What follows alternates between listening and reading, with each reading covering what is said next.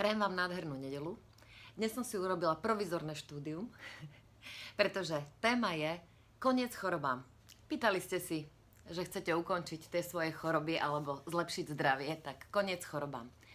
Je nedeľa a to je ideálny čas na to, aby sme nesedeli doma, ale išli do prírody. A koniec chorobám urobíme vtedy, keď za prvé sa rozhodneme, že chceme byť zdraví a že sme zdraví. Rozhodnutie, to je 50% úspechu. A druhú vec, ktorú treba urobiť, začať predchádzať tým chorobám, a to nejakými alternatívnymi spôsobmi.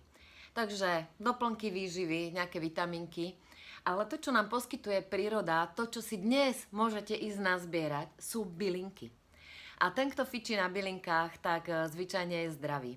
Bylinky môžete používať aj ako prevenciu, aj keď už je zle, keď už začína telo hovoriť ty, tak zo začiatku vieme urobiť až liečbu bylinkami. Nenadarmo sa hovorí, že sú liečivé. Môžete si nazbierať, teraz je obdobie, kedy kvitne úplne všetko, kedy vleziete na lúku a je tam zdravie z Božej lekárne doslova. Potom to môžete nasušiť a urobiť si taký mixík, ako mám tu na. Tu je mix rôznych byliniek, alebo aj jednodruhovky. Toto je lipa, lipa už odkvitla na väčšine územia. Ale teraz nájdete dúšku, jahodové listy, bôľhoj, skorocel, žihlavu, do blúdu byliniek teraz nájdete. Takže len dneska sa vydať do prírody a nazbierať bylinky. A ešte predtým, ak chcete teda ukončiť svoje choroby, sa rozhodnite, že som zdravá, som zdravý. A ja mám vlastnú skúsenosť. Ja som taký hypochonder od nastavenia, od malička. A stále som sa tak pozorovala, kde ma čo pichá, kde ma čo bolí a tak. Ale tiež som bola veľmi netrpezlivá od začiatku, od malička. A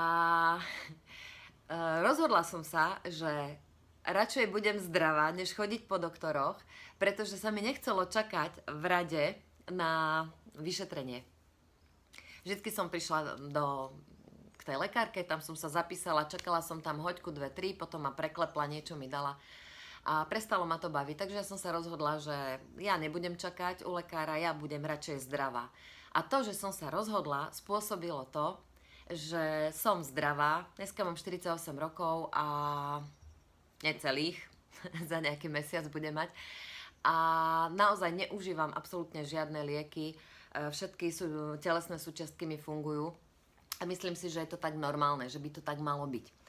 A čo ešte robím je, že teda sa venujem tým bylinkám, pijeme ich, zbieram ich, využívam ich, využívam dary prírody a takisto môžete si urobiť tinktúru, ak aj nemáte možnosť ísť niekde do prírody, tak môžete si začať pestovať kapucinku.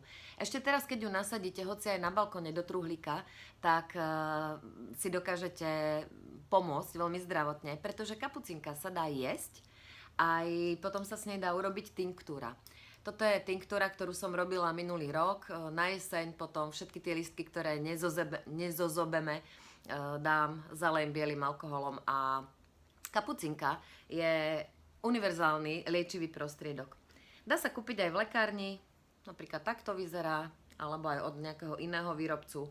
A takto isto si vieme robiť výťažky z akýchkoľvek liečiviek. Tuto je výťažok z čučoriedky, síce je kupenský, ale taký istý si vieme urobiť aj z nejakých plodov napríklad. Čučoriedka je skvelá aj na prevenciu, ale brusnica hlavne, na močové cesty, ale aj čučoriedka. Na močové cesty a na takéto veci. A ešte tu mám takú zaujímavú vec, napríklad šupy z fazule, z fazulových strukov usušte a je z nich výborný čaj na odvodnenie, keď telo zadržiava vodu. A takmer každá rastlinka má nejaké liečivé účinky, stačí o nich vedieť a využívať ich. Keď ste v tomto zbehli, robte to. Keď nie ste, vlezte na stránku Babské rady, buď na Facebooku alebo babske-rady.sk a máte tam kopec informácií a kadejakej inšpirácie ohľadom aj liečivých byliniek, pretože mám s nimi naozaj dobrú skúsenosť. A som zdravá, tak buďte zdraví aj vy. Dnes urobíme koniec chorobám tým, že sa rozhodneme, že budeme zdraví, že si povieme som zdravá, som zdravý, a podporíme to nejakými bylinkami. A teraz šup do prírody a nazbierať nejaké tie bylinky, aby ste naozaj boli zdraví. Do komentu napíšte, aké máte skúsenosti s alternatívou. Budem rada. Krásny deň, krásnu nedeľu.